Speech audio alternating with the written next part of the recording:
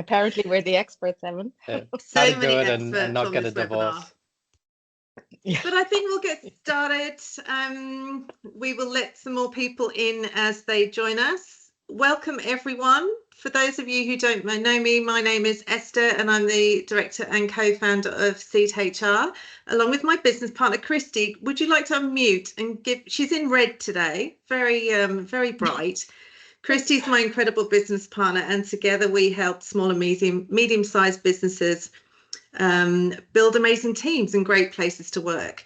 And so the reason for this series, this is number 2 in our series. The first one was all about cybersecurity for small business, and this one is all about your numbers, is to connect our Seed HR community with other experts that we know, like and trust, to share that knowledge, and hopefully you can sit and have your lunch and learn something new. But also, I think at the end, Nikki can't wait to take all your questions. So there will definitely be a Q&A at the end if you have questions for Nikki, and I know she's also got a little cheat sheet that I will post in the chat at the end, which will be a resource for you, and we can also send that around when we do the post webinar follow-up. Bit of housekeeping. Okay, not to have your camera on if you don't wish to. Maybe keep your microphones on mute if you're not speaking, so we can just minimize the background noise. If you want, feel free to post questions as they come to you in the chat. I might ask Lois from our team to be chat person in charge. And we are recording the session. Hopefully that is okay with everyone, and it will also go on our Seed HR YouTube channel that we have. I also want to give a shout out to this team, Team Seed. Lois, if you could unmute, say hello and introduce yourself. Hi, Lois. I work for Esther and Christy at Seed. Lil's got her camera off. Sorry, just eating lunch, but hello. Lil, and what do you do, Lil, for us? Oh, I'm the HR advisor with Seed HR. Lil has been with us since she was about 12. No, she's been with us a little longer than that. So great to have some of the team on. Take note, Renumbers team. And we will now move on to introducing Nikki. What a lovely picture there. Nikki is a fellow Brit, which is why she's holding a cup of tea. She's a chartered accountant. She qualified in 2006. And her passion is to give small business owners, predominantly in the professional services and creative industries, but she does work with a whole variety of industries, tools to scale stress-free. And Nikki wanted to have a bit of a different vibe. If you go on her website, you will see it is like an oasis for your numbers, a sanctuary for your numbers. And Nikki's passion was to be an accounting firm, not like an accounting firm. So tranquil, something not to be scared for. She's an amazing relationship builder. She uses a jargon-free approach. If I can understand our numbers, and she is our accountant, she's actually got me interested in what some of those key drivers and levers are that we can grow. And so I am less stressed when I look at a spreadsheet. And I promise you there will be no spreadsheets in this presentation today. But so grateful to have you on board and sharing your expertise with us, Nikki. I will hand over to you. I'm going to be your master slide controller, so give me the nod when you would like me to change your slides. I will do. Thank you so much, Esther. And thank you to everyone who's come along. I know taking time out of your lunch hour is not probably the best thing to do in terms of relaxation, and I'm all about relaxation, especially when it comes to numbers. But I hope you've got a bit of caffeine, a bit of food to keep you going, and if anyone's got spare chocolate on the side that they want to donate, I will happily take it off your hands. But I guess to echo what Esther said, I think for me, I started my business because I really saw a gap in the market where people were just getting a tax return and they were signing it, sending it back, not really getting that education, that understanding of what the story behind those numbers is. And I think it's so important as a business owner, you don't have to be an expert. You have to have an expert team around you. That's why we use amazing people like Seed HR.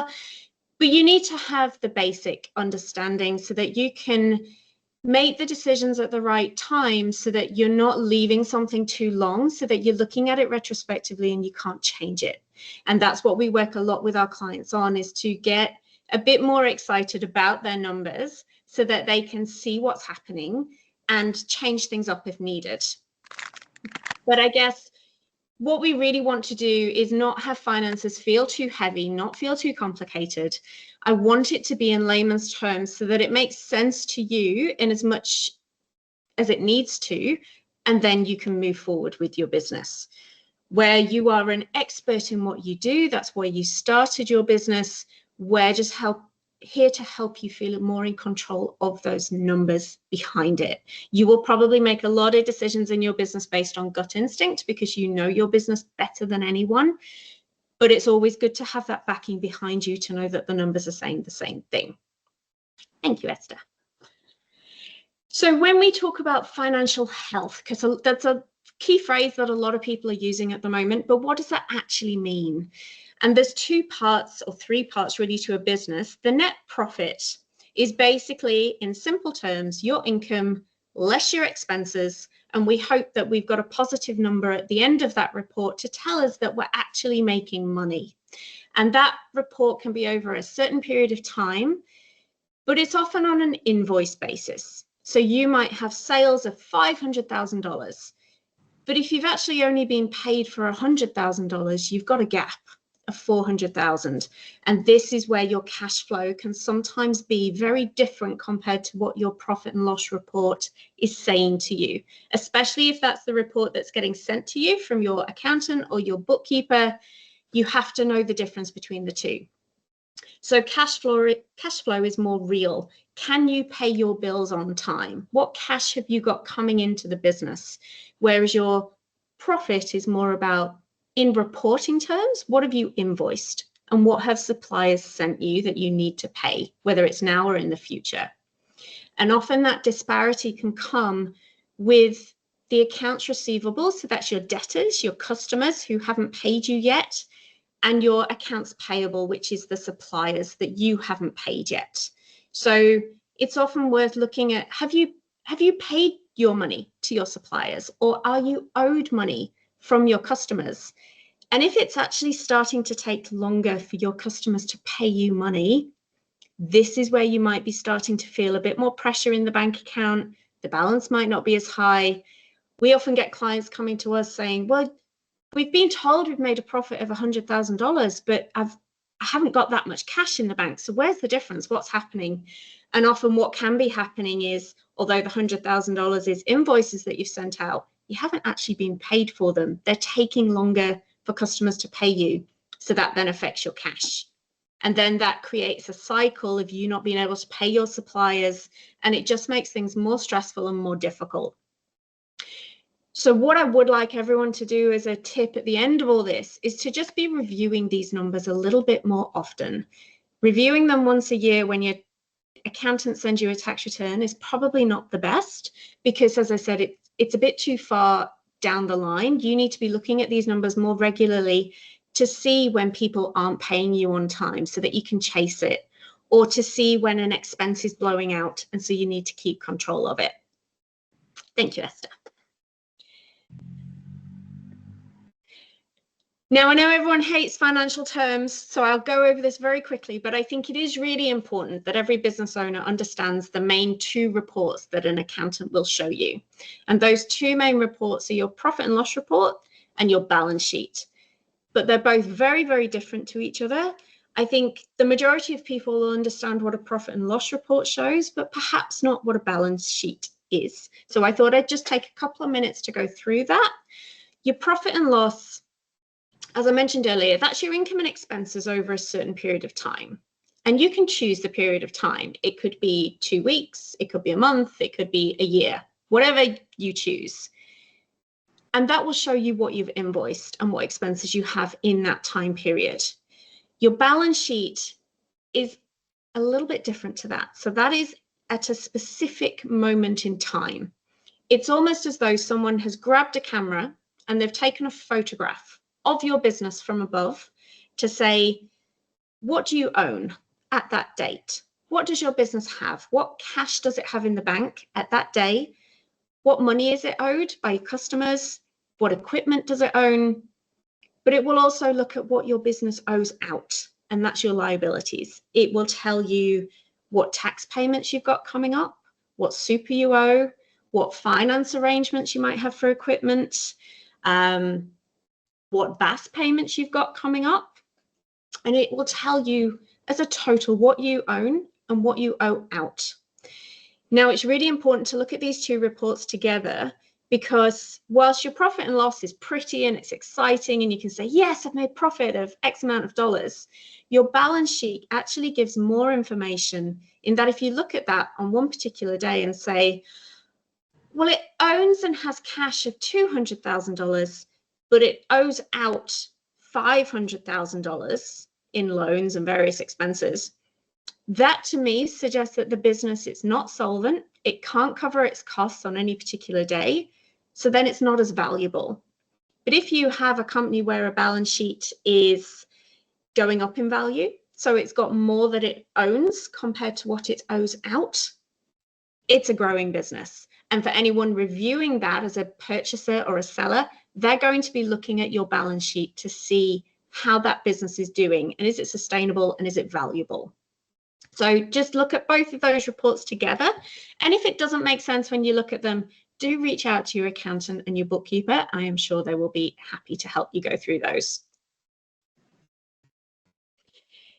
So cash flow and budgeting. Who doesn't love this? Esther loves cash flow and budgeting.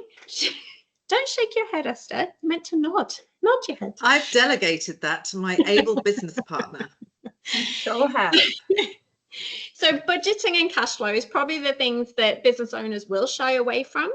But again, it tells the story of your business. So they are quite different to each other. Your budget is more a plan and scenarios for your business. It could be, what happens if we grow 16,000% next year? What happens if we want to take 10 staff on next year or hit a new market? Or equally, what happens if we lose our biggest client? What will happen to the rest of the business? So you can plan those different scenarios. And because you're planning for it, if it did happen, it means you already know what to do. You can put it into action faster, and it's less stressful and gives you a bit more breathing space. Whereas your cash flow in reality is more, what cash have you actually got in the bank? Looking at that and knowing when those highs and lows are going to come is worth its weight in gold. Because if you look at your industry, let's say you are a gifting industry, it could be for you that December and Easter are really high cash flow moments for you, because that's when people buy a lot. So lots of cash hopefully will be coming in. But then equally in May or August, your cash flow might be low because it might not be as busy. So if you can plan for that and know that those highs and lows are coming, when the excess cash comes in at Christmas, you could put some aside in preparation for May and August, so that then when those lower months come, it's not as stressful to pay your bills. You know you can pay your BAS because you've already been preparing for it. So budget, make those plans, and plan the cash flow as well. Even if it's just 3 months in advance, it will help you get a bit more control. Now, this is a question I always get asked a lot by my clients. How can I maximize profit? How can I take more money out of this business as a business owner? And that's what we all want at the end of the day. It's why we go into business. There's two main ways to increase a profit. One is to increase your sales. The other is to save on your costs. Now, in today's economy, depending on what business you're in, sometimes it can be a hard and a bit more of a drawn out process to increase the revenue quickly in a business. Sometimes you can do increasing prices or discount offers, but the easier, probably faster way is to trim your costs and to make sure that you're not overspending in certain areas. And when I asked ahead of this presentation, I asked my team for their feedback on what would be the biggest growing line in a profit and loss report at the moment for the majority of businesses that they're seeing, subscriptions was #1 that comes out for everybody. For other industries, it could be motor expenses if they're in the trades and construction. But for the majority of businesses, it turns out that it's subscriptions. And I think with the increasing in AI, offshoring, automation, there's all these remote working, there's all these different ways of using subscriptions to try and make us more efficient. But I also think it's very easy to just pay for something extra that's an extra $50 a month or an extra $20 a month. And it's very easy to forget about them. But on the whole, when you add them up, it's quite significant, those costs. So the tip I would give everyone for subscriptions is just review them regularly. Make sure you're not overspending. You haven't got 3 subscriptions that do the same thing. Make sure there isn't something that you signed up for that you used once that you're never going to use again. Just stay on top of those costs to make sure that they're not blowing out more than your budget is allowing for. And I think just going back to the budget, this is where it's really good to have one, because if you've organized that you'll spend a certain amount of money on subscriptions, and then it turns out it's double when you're reviewing your numbers, that means you can get on top of it quicker. And it just highlights it to you to make sure that it's not overspending.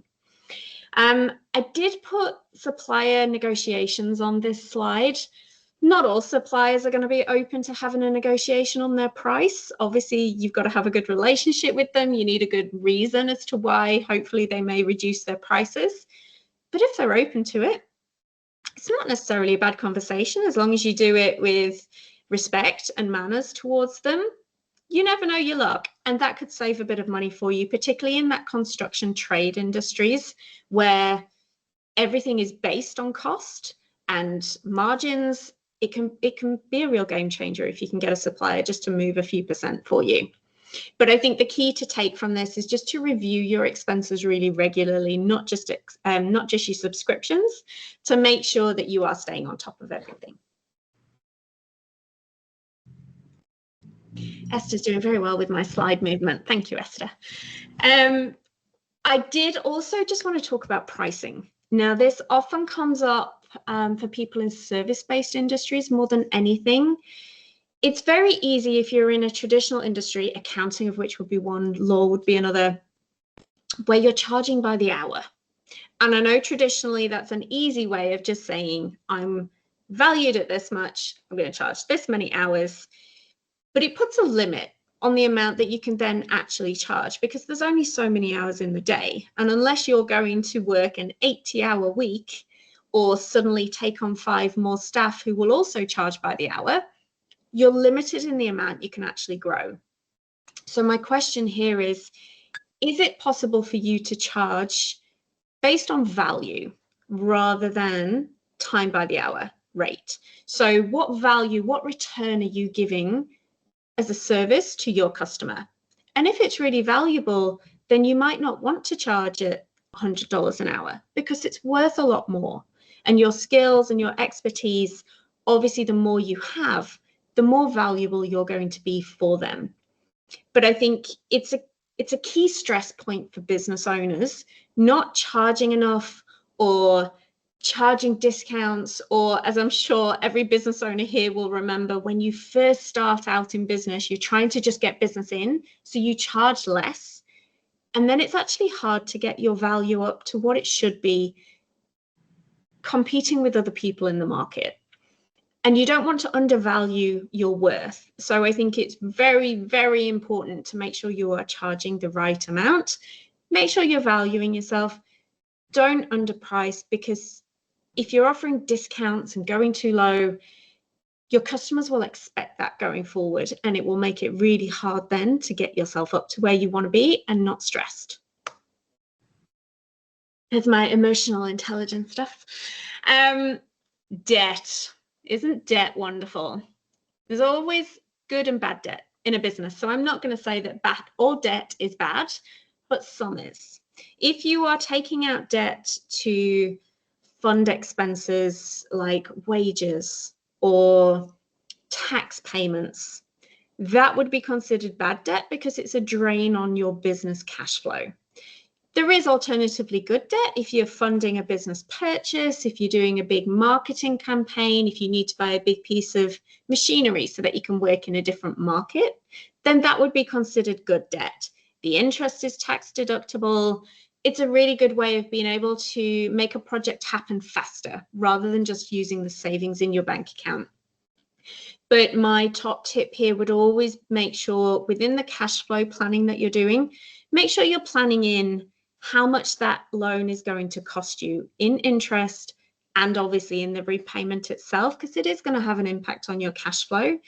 And interest, although it's tax deductible, it's still an extra cost to you and your business.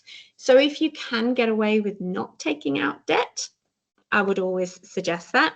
But if you do need a bit of help, and we all need help from time to time, there are various options available. There's overdrafts, small business loans. There are grants available if people are using apprentices, and I'm sure the Seed HR team can help with that a lot in terms of the employment apprenticeship grants. There's grants in all kinds of different industries, so it's definitely worth researching that area just to make sure that you're covering it and getting access to all the funding that you can. Oh, common mistakes. I do remember putting this one in now. When I first started working with Seed HR, I remember Christy was very keen, she didn't want to make mistakes. So we made a massive plan to make sure that we're trying not to make these common mistakes. But we all do make mistakes from time to time. And the biggest ones that come along is around cash flow. So ignoring payments because you can't afford them, because you're not getting paid fast enough. And that goes back to our debtor chasing side of things and just staying on top of that. Not setting aside money for tax bills. One of the things we often see people do is they get very excited about having 40 grand in their business bank account, and they'll get what I call very tap happy, and they'll go spend money and buy some equipment because they want to save tax. But then suddenly they'll get a 55 grand BAS that's due. And suddenly everything hits the fan and it's all stressful and payment plans are needed. If you have been putting that money aside for your BAS and your tax payments, believe me, it is a lot less stressful to just have it there ready rather than trying to scrummage around trying to find it. So one of my top tips that I do love to put business owners onto, I've just put there, it's a book called Profit First by Mike Michalowicz. He's a wonderful, practical cash flow coach. If any of you have read Barefoot Investor for personal savings, it's very similar to that, but it's for business owners. And the idea behind it is that for all the revenue you have, so all your income, you put certain percentages into different savings buckets within the business. And I'd always suggest the savings bucket should be the biggest expenses that you have. So the ones you need to save for. That could be tax would be the biggest one, and BAS and GST. It could be wages, if that's a big expense for you. It could be rent, if you have leasing premises that you're having to pay for every month. It could be materials, if you're in that kind of industry. But putting that money aside every month means that it's just ready and it's just there when the bill comes. So that takes the stress away, and it means you can actually think about planning and growing the business rather than running around to family members asking if they can lend you money to pay your BAS. It's not a nice place to be. I think we've probably all been there at some point. So if you want to read this book, by all means do. I don't get commission for it, but I do love it because it's very much based around running your cash flow by looking at the money that you have in your bank, which is how a lot of us do run our business at the end of the day. So Esther asked me to put a few things in about the ATO because everyone hates the ATO. So I thought I would just go through a few things, not everything, because there's always a lot of things, a few things that they are looking at in 2025. So work from home is probably one of the biggest things we keep hearing about. You may have heard in the last couple Has anyone lost the sound, Nikki? Oh, no, just me then. No, just you. Sorry. If you have lost sound, please put it in the chat and I'll talk louder or repeat myself. Working from home deductions. They changed the rules a couple of years ago, and it used to be that you could just claim a flat estimated percentage for your phone, for your home internet, for your rent, and they let it go. But I think after COVID, the ATO are really trying to save on all their deductions now. They don't want us to claim as much. So they've created two different options for working from home. One is just a flat rate of 67 cents for every hour that you work from home. And that's it. And it includes everything. It includes your mobile, it includes your internet, it includes your stationery. You can no longer do extra deductions for those. The other way is they've said you can do a more detailed claim, but they're trying to make it as difficult as possible. So they want exact hours worked from home. And by the way, for the 67 cents, they also want diary extracts and calendar extracts as well. They won't just take it as a given. But for the actual method, they want electrical usage of every electrical item that you will be using in your home. They want how many hours a day it's in use. They want cost per unit for the electrical usage based on the bills. They want floor space calculations. They will try everything to make it too difficult for people to actually put that deduction in. Now, it is an allowable deduction. So if you are prepared to go through that process, it can often create a bigger deduction. And I think for those of us that work from home more regularly and have a dedicated office, it mightn't be a bad thing to go through that process. It might take a bit more time, but it might be a better deduction to have. But substantiation is key. So you have to make sure that you are you're keeping the proof for everything that you're claiming, because if they do audit you, they will want to see it. Joy. GST compliance is always a big thing for the ATO. They are coming down harder on people. They're seeing that people are trying to claim GST on everything. Entertaining being a big one. People often say to me, but I went out for a meal with a client, so why can't I claim the GST? Unfortunately, the ATO will not let that happen. They have said no GST on entertaining, no personal expenses. Some people are trying to claim GST on loans. I think the big picture is here, and Lucy will back me up on this, there are more audits. They are getting tighter. So just make sure you are taking care if you are doing your own bookkeeping, because you don't want an audit further down the line. If it is getting too complicated and it's too much, then bookkeeping and using a proper bookkeeper, someone like Lucy, is a great thing to do, because it then again takes the stress off your shoulders and you can concentrate on what you're doing best instead of worrying about what you can claim GST on and not. The other big one that I did just want to mention is director penalties. So this is something that the ATO are looking at a lot. A director's responsibility of a business is to run the day-to-day business. So they are responsible for making sure that you're not doing anything fraudulent. You're running it solvently, which means you can cover all your expenses and you're not taking out contracts that you can't afford. If they find that you are going against these rules of running a day-to-day business and not claiming GST right or lodging late, the ATO is starting to send out more director penalty notices, which means that the director becomes personally liable for liabilities in the business.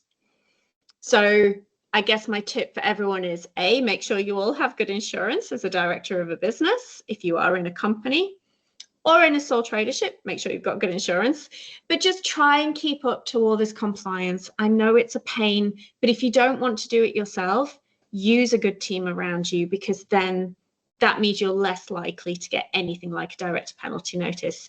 And the saving the cash into different pots, paying everything on time, again, reduces your risk of getting this director penalty notice. And my other hot tip, actually, just on a tax side and interest, I think for cash flow purposes, especially since COVID, a lot of people have been running on a debt cycle with the ATO. So they've been having consistent ATO payment plans, which I get. Sometimes it is too hard to pay a BAS in one go.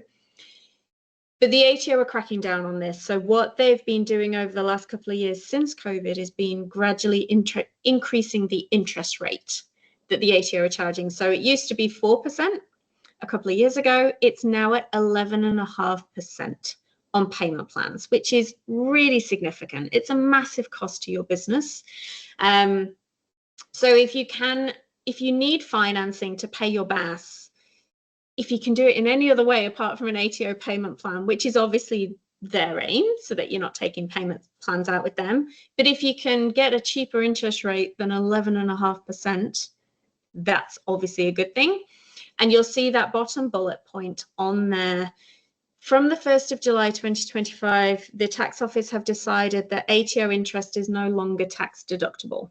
So where it used to be that the interest on the payment plan we could have as an expense against your tax, you can no longer have that in your tax return. So that's really, some people were planning their tax deductions based on the interest that they were getting from the ATO. That's not going to be allowable anymore. So just bear that in mind when you're doing your planning. It's going to effectively cost you more to have an ATO payment plan. Oh, Esther, I think you muted. I don't know if you're talking to me. No, I've lost sound, but now I have a secondary laptop so I can hear. Oh, okay. Okay. Continue, Sorry. as you were. So I guess just to round things up a bit, my top tips is try and think with a longer term calm mindset in mind. What would it take for you to have a really good, relaxed mindset towards your business numbers? A, understanding them, B, running the cash flow so that you can actually get on with growing this business and scaling it and taking it in the direction that you actually intended, rather than having to stay stagnant because you're too worried about cash and paying expenses. So try and build those cash buffers, try and build the savings accounts. You don't want to be stressing when cash gets low. So try and get that rainy day fund to make sure you're covering yourself, and try and make it a habit. If people have read the Atomic Habits book by James Clear, they'll all know making a habit gets it into process for you. So I have clients who do Financial Fridays, Money Mondays, Tax Tuesdays, whatever alliteration it takes to make it a habit for you. Just try and get into that process so that it isn't a big thing at the end of the quarter or the month, and it's not going to be a stress for you. It's something you actually look forward to because you can start to see those results improve, and then you start to feel better about everything today. And so what habit can you start is a question to everyone. It doesn't have to be huge. It could just be reviewing your profit and loss every month or every week. It could be planning a budget. But what is one thing that you could start today that can help you take your business forward in the right direction?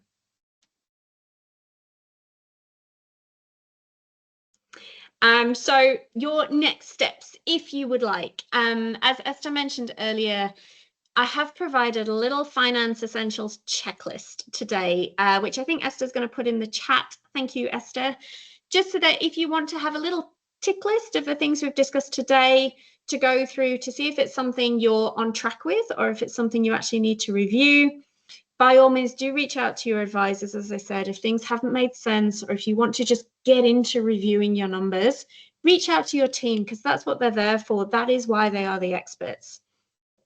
But if anyone would like a little session with me just to do almost like a mini review of your current business position, more than happy to have a chat with everyone, hopefully put it in layman's terms for you, and hopefully give you a little plan to move forward to help you start to grow the business.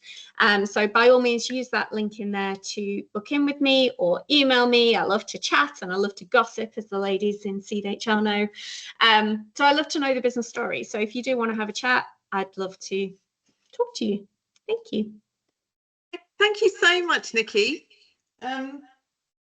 Just going to mute the other computer. Hopefully everyone can hear me okay. Yeah. Good. I can't hear any of you. If you do want to get in touch with Nikki, her email address is there, but I just wanted to wrap up and also see if there are any questions. I think the thing that feel free to share something that you kind of took away from this that you hadn't really thought of before. The thing that I like is the story behind the numbers and how you can use numbers. We use it at our annual planning day to kind of tell the story or contribute to the story of where we've been and where we're going, and also how people like your business coach, but also in conjunction with your financial planner and your accountant, can all help you make those great decisions. Christy, really HR but slight accounting nerd, wants to know, how often should I be looking at the balance sheet? I always like to look at a balance sheet probably more so at the end of a period, because a balance sheet is looking at the exact figure. So it would be when everything's balanced up. So it could be at the end of a BAS quarter, or it could be at the end of a month if you wanted to do it monthly. The accountant would naturally do it at the end of the financial year, because that's when they're matching everything up. But if you wanted to do it more regularly, and Christy, I know you keep your Xero accounts very up to date, so you could probably look at your balance sheet whenever you wanted. It would pretty much be up to date, I would imagine. Lil, did you want to ask your question? Sure. So I wanted to know, what's typically considered a reasonable time frame to expect payment after sending out an invoice for a small business? I think it all depends on what your payment terms are. And I think that's a really important point to note when you set up your business. It's worth taking that into consideration. It varies between people, to be honest. It could be 7 days, 14 days. I always like to suggest to people, though, that if you're looking in cash flow terms, it makes more logical sense to have a shorter payment date for people to pay you than your payment date to pay everybody else. So if your payment date is allowed 30 days to pay your suppliers, try and bring yours down to maybe 14 days, because then hopefully the majority of people will pay on time or just over, which is normal.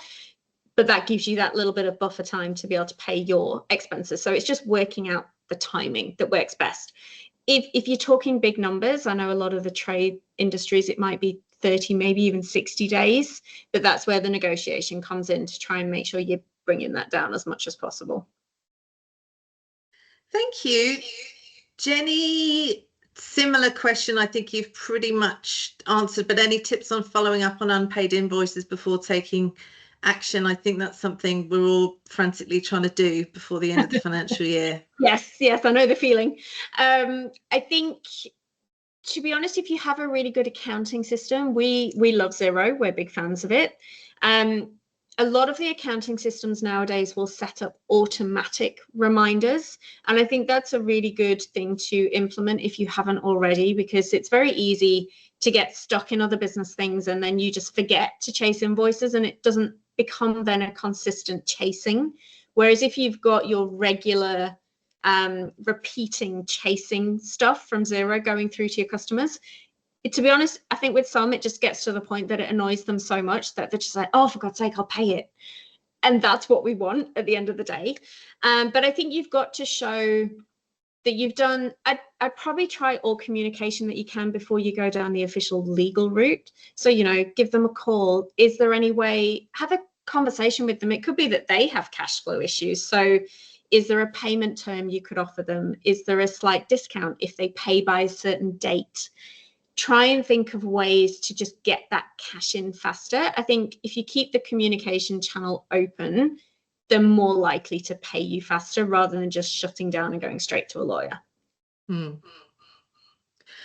Evan wants to know, good question, I think it was on everyone's mind after COVID, is there a rule of thumb for how much of an emergency buffer a business should have?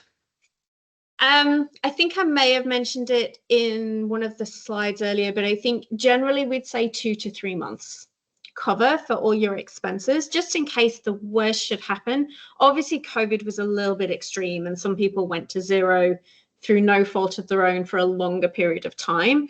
And unfortunately, we can't really plan for that. And the government did a pretty good job at helping a lot of businesses survive. But I think in general terms, I'd say 2 to 3 months, because usually within 2 to 3 months, you as a business owner would have worked out a plan to get that income moving again within that space of time. Thank you. Christy, question from a client who had to run as an accountant. Do you assist with assessing price points and whether we are pricing correctly? I liked your slide on know your worth, because I think we're all guilty of undervaluing ourselves. We're like, oh, it only took me, half an hour to do that, but actually you're paying for my 20 plus years of experience. I think that's it. And I think yeah, do you assist with pricing stuff? Yeah, I mean, to a certain extent, we'd always need your help depending on the industry you're in, because you'll know the prices that your competitors are charging and what's a good market rate. But we can certainly help from the calculation side, where if, for example, you're trying to, especially in the construction area, this happens, if you're trying to set that you get a gross profit margin of 30% to cover all your expenses, we can help you based on your costings, work out what price you should be charging with that. So it's always going to come down to, you've got to remain at a market rate. But I think to your point, Esther, the just charging for half an hour because that's how long it took you, rather than, well, actually it took me half an hour because I have 30 years experience, is just making sure that you're pricing right on that sense. And we'll open that conversation with people and say, well, what do you think the return is that someone would get from that? Like, in my case, if you're saving someone thousands of dollars in tax, or you're doing a restructure for their business, what's that worth to them? And you've got to kind of think in those terms rather than what's my hourly rate. Great. Thank you. Lois, Christy could probably answer this, to be honest. Is it important to match up ingoing and outgoings in Xero or whatever system you use? What if there are outgoings that can't be matched up?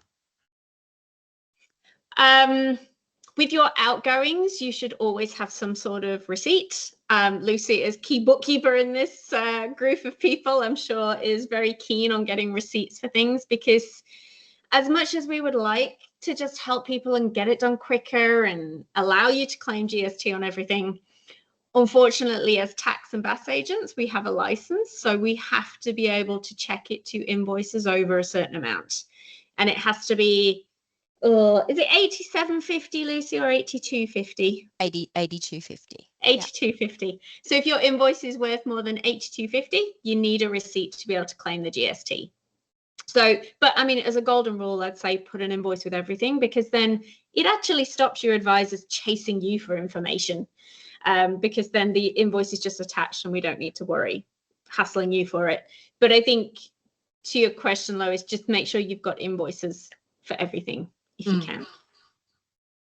Thank you. Just reminded me, with having Lucy, who runs a bookkeeping business, how do you work with bookkeepers? So if someone has a bookkeeper but not an accountant, at what point do they need to kind of bring in someone like you, Nikki? Yeah, I think, to be honest, if you are finding that it's taking you too long to do the data entry yourself and you've got higher priorities, and even if we did work on hourly rates, it would be a lot more expensive for you to be sat there doing the bookkeeping than to employ a good bookkeeper who's going to do it correctly for you, whilst you can then go out and get business. That to me makes much more logical sense. But we work with bookkeepers because where your bookkeeper is more ingrained in the day-to-day and gives great day-to-day advice, and they might spot an expense that's blowing out and have that conversation with you. And potentially, if their service to you is running a quarterly report and going through that with you, that's where a bookkeeper can be really great.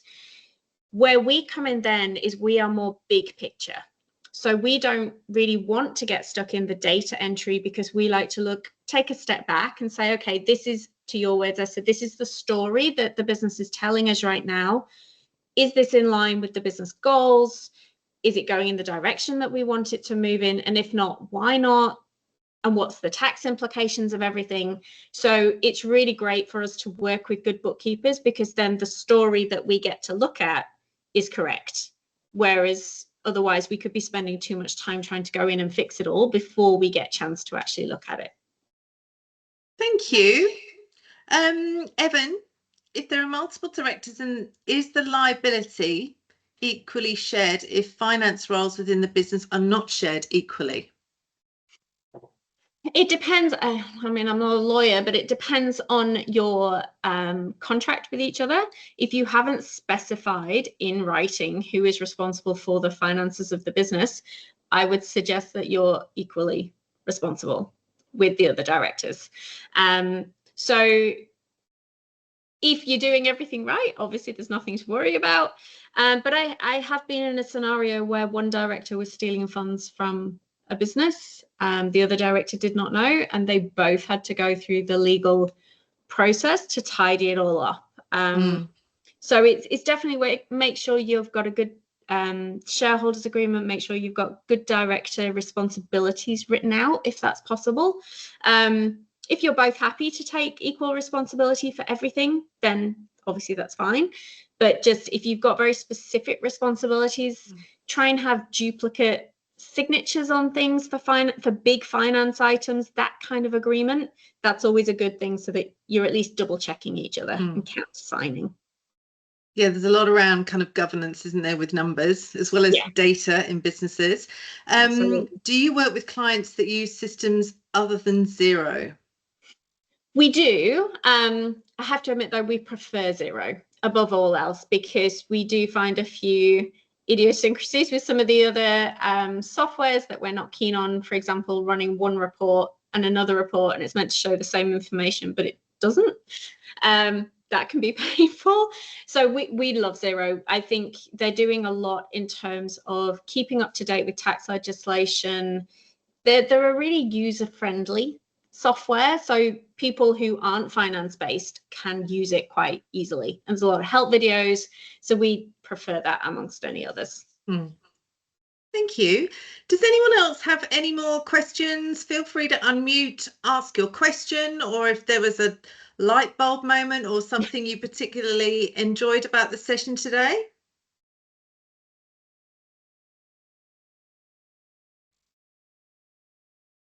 The irony is I can't hear you if you did, but I was just going to ask, I think since we last saw you, it sounds like the work from home stuff has gotten more complicated.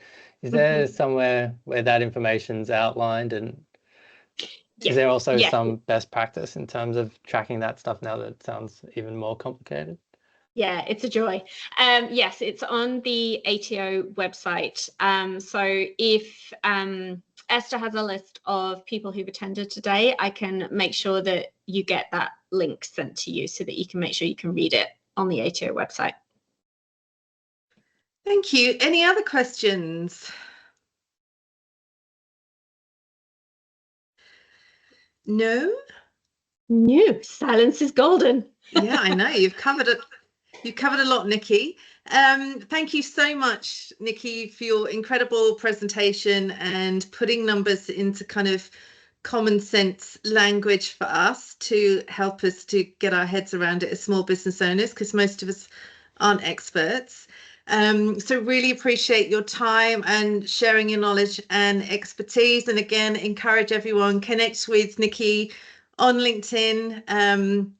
There'll be more information about her in the follow-up email, but I want to just quickly touch on our next session, which is something altogether different. We're going to be joined by Sue Woodall, and one of the things that we do here at Seed HR is support people who have employees who are ill or injured. And Sue has an incredible organisation. It's a social enterprise, and it's dedicated to helping people with cancer stay connected to meaningful work. She has lived experience with cancer and a 3-decade executive career, and she used to be Chief Procurement Officer for the New South Wales Government. There you go.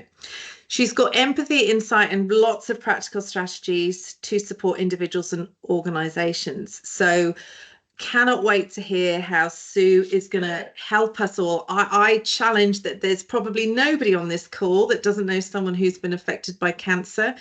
And as managers and business owners, it's such a tricky thing to navigate when one of your employees has cancer. So really looking forward to an insightful webinar with Sue, which is first Tuesday of August, and same deal, bring your lunch. Otherwise, thank you to everyone for joining us on the webinar today. And you've got 8 minutes back. You can go and get a cup of tea or coffee